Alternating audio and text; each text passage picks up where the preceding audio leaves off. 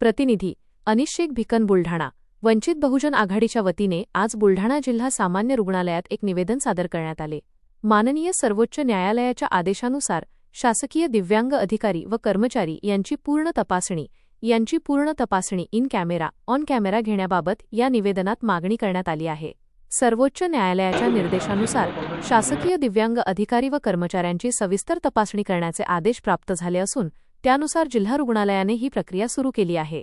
मात्र खऱ्या दिव्यांग बांधवांना कोणतीही अडचण निर्माण होऊ नये आणि बोगस दिव्यांग प्रमाणपत्र घेतलेल्या कर्मचाऱ्यांवर योग्य ती कारवाई व्हावी यासाठी सदर तपासणी ऑन कॅमेराद्वारे घ्यावी अशी विनंती निवेदनात करण्यात आली आहे।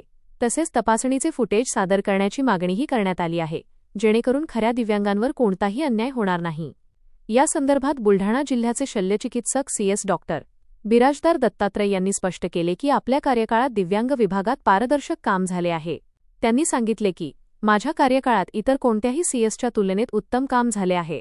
जेव्हापासून मी सरकारी दवाखान्यात आलोय तेव्हापासून जातपात न पाहता राजकारणी असोत वा पत्रकार सर्वांचा सन्मान केला असून गोरगरिबांची कामे मार्गी लावली आहेत। दिव्यांग विभागातील बोगस प्रमाणपत्रांच्या मुद्द्यावर बोलताना डॉक्टर बिराजदार म्हणाले, बाहेर अंग विभागात 50% बोगस कामे होत असतील तर त्याशी माझा काहीही संबंध नाही।